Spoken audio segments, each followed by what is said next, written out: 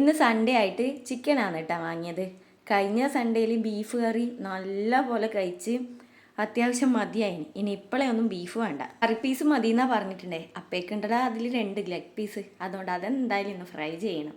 പിന്നെ എനിക്ക് boneless piece വലിയ ഇഷ്ടമല്ല കേട്ടാ. രജി അത് ഫ്രൈ ചെയ്യാനായിട്ട് വാങ്ങിയതാണോലും, പക്ഷെ ഞാൻ അതെടുത്ത് ഫ്രിഡ്ജിൽ വെച്ചു. വല്ല ഫ്രൈഡ് റൈസ് ആക്കുമ്പോഴോ അല്ലെങ്കിൽ വല്ല ഷവർമയോ അല്ലെങ്കിൽ മോമോസ് ആക്കണമെന്ന് കുറച്ചായി വിചാരിക്കണേ. അതിനു വേണ്ടി ഞാൻ ഫ്രിഡ്ജിലേക്ക് അതെടുത്ത് വെച്ചിട്ടുണ്ട് ബോൺലെസ് പീസ്. ബാക്കി ലെഗ് പീസും ഒരു 3-4 അത്യാവശ്യം വലിയ പീസും എടുത്തിട്ട് ഞാൻ ഫ്രൈ ചെയ്യാൻ പുരട്ടി വെച്ചു.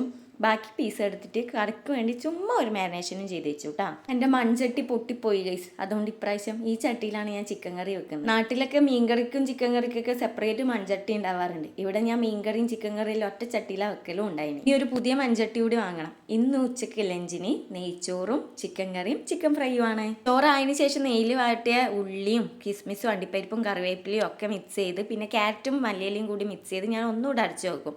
അതെല്ലാം കഴിഞ്ഞ് അവസാനമാണ് ഞാൻ ചിക്കൻ ഫ്രൈ ചെയ്തത്. ആദ്യത്തെ ഒരു ട്രിപ്പ് ഞാൻ ചിക്കൻ ഫ്രൈ ചെയ്ത് കഴിഞ്ഞാൽ തന്നെ വസൂട്ടനായിരുന്നു ഒരു പീസ് പോയിട്ടാ.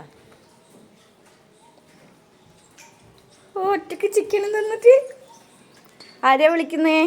ആദ്യമൊക്കെ ഞാൻ എനിക്ക് വേണ്ടിയിട്ടായിരുന്നു ചിക്കൻ ഫ്രൈ ചെയ്തുകൊണ്ടിരുന്നത്. ഇപ്പം വസൂട്ടനും രജിക്കൊക്കെ ചിക്കൻ ഫ്രൈ ആണെന്ന് തോന്നുന്നു. ചിക്കൻ കറീനെക്കാട്ടിയും കൂടുതൽ ഇഷ്ടം. ഫ്രൈ ചെയ്ത് തീരുന്നതിന് മുമ്പ് രജിയും വന്നിട്ടുണ്ടായിന്. അങ്ങനെ ഫ്രൈ ചെയ്ത് ഞാൻ ഫുള്ള് എടുക്കുന്നതിന് മുമ്പ് പ്ലേറ്റിലെ ചിക്കനൊക്കെ കാലിയാവാൻ തുടങ്ങിയിട്ടുണ്ടായിന്. അച്ഛനും മോനും തിന്ന് തീർക്കുന്നതിന് മുമ്പ് പിന്നെ എനക്കെങ്കിലും ഒരു ലെഗ് പീസ് തിന്നണ്ടേ, അതുകൊണ്ട് ഞാൻ വേഗം തന്നെ ഫുഡ് കഴിക്കാനിരുന്നിട്ടാ.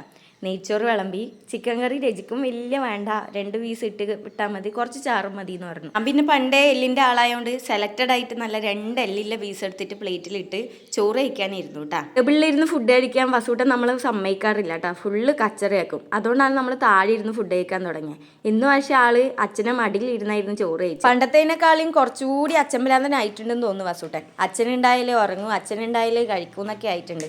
അപ്പോൾ നമ്മൾ ഒന്നിച്ച് വെറുതെ വർത്താനൊക്കെ പറഞ്ഞ് ലഞ്ചൊക്കെ കഴിച്ച് ആസ്വദിച്ച് കഴിച്ചു കേട്ടോ. അപ്പോൾ നിങ്ങൾക്ക് ഇന്ന് എന്തായിരുന്നു ലഞ്ച് എന്ന് ഒന്ന് കമൻറ്റ് ചെയ്യണേ.